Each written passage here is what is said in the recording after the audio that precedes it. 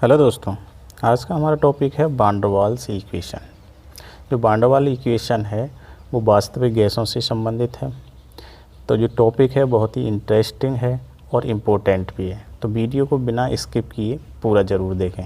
देखिए यहाँ पर मैंने पहले से ही सब कुछ लिख के रखा है, क्योंकि अगर साथ साथ लिखता हूँ तो वीडियो काफ़ी लंबा हो जाता है। तो वीडियो काफ़ी लंबा न हो इसलिए मैंने पहले से मैंने यहाँ पर लिख कर रखा है। तो चलिए स्टार्ट करते हैं। सबसे पहले एक वैज्ञानिक थे, डच वैज्ञानिक। ये एक भौतिक वैज्ञानिक थे जिनका नाम था जे वान डेर वाल्स। उन्होंने 1873 ईस्वी में वास्तविक गैसों के व्यवहार को स्पष्ट करने के लिए आदर्श गैस समीकरण जो होता है PV = nRT में अणुओं के मध्य आकर्षण बल और अणुओं के वास्तविक आयतन, दो चीज़ें यहाँ ध्यान देने वाली हैं, आकर्षण बल और वास्तविक आयतन। ये दोनों ही बातें जो गैस के अणु हैं उनके बीच की हो रही हैं। तो दोनों कारकों के लिए P यानी जो दाब होता है वो और आयतन में संशोधन करके एक समीकरण प्राप्त की जिसे अवस्था की वान डेर वाल्स समीकरण कहते हैं। ये समीकरण कौन सी थी?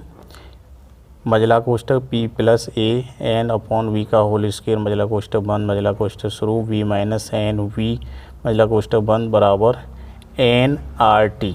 देखिए यहाँ पर टेम्परेचर का और R तो सार्वत्रिक गैस नियतांक है ही, और जो T परमताप है उसका भी इस पर कोई परिवर्तन नहीं पड़ता। कारकों की बात कर रहे हैं यहाँ पर हम। तो परिवर्तन किस में हो रहा है? एक तो दाब में हो रहा है और एक आयतन में हो रहा है, इन दोनों में हो रहा है। अब इस समीकरण से क्या क्या बातें निकल के आती हैं सामने, इन सभी को हम इसमें देखेंगे अभी। देखिए सबसे पहली जो बात आती है कि इस समीकरण में A और B हैं वो स्थिरांक हैं जिनके मान भिन्न भिन्न गैसों के लिए भिन्न भिन्न होते हैं। भिन्न भिन्न गैसों के लिए भिन्न भिन्न होते हैं। इन्हें वान डेर वाल्स प्राचल भी कहते हैं। ये जो A और B हैं इनको वान डेर वाल्स प्राचल भी कहते हैं। ये जो वान डेर वाल्स प्राचल होते हैं वो ताप पर निर्भर नहीं करते। मैं पहले ही बताया था, यहाँ पर ताप और गैस नियतांक से कोई मतलब नहीं है, मतलब किससे है? दाब से है और आयतन से है। तो इस पर ताप पर निर्भर नहीं करते हैं और इनके मान प्रत्येक गैस के लिए प्रयोगों द्वारा निर्धारित किए जाते हैं। अब एक बहुत ही इम्पोर्टेंट है ये कि आदर्श गैसों के लिए A व B दोनों के मान शून्य होते हैं। ये A और B जो दोनों फैक्टर हैं, इन फैक्टर के मान आदर्श गैसों के लिए शून्य होते हैं, लेकिन वास्तविक गैसों के लिए इनके मान प्रयोगों द्वारा निकाले जाते हैं। अब देखिए कौन कौन से मान होते हैं। जैसे यहाँ मैंने एक टेबल बनाई हुई है, ये टेबल आपको दिख रही होगी। यहाँ मैंने एक गैस लिखा है, दूसरा A और तीसरा B, 3 कॉलम बनाए हुए हैं। पहले में गैस है हाइड्रोजन, नाइट्रोजन, ऑक्सीजन और अमोनिया। मैंने 4 गैसें ली हैं।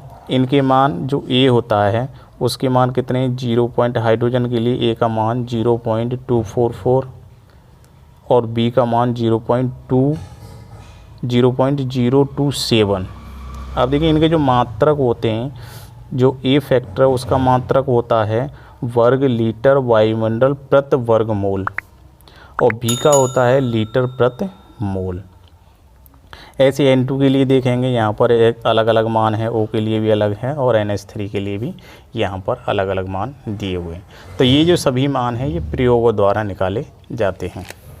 अब देखिए इनमें जो A और B है, यहाँ पर अगर हम बात करें तो A जो है वो गैसों में अंतराणुक आकर्षण से संबंधित है और B गैस के स्वयं के वास्तविक आयतन, ये वाह जो लिखा है वो है वास्तविक आयतन, ये वास्तविक आयतन से संबंधित है जो V फैक्टर है।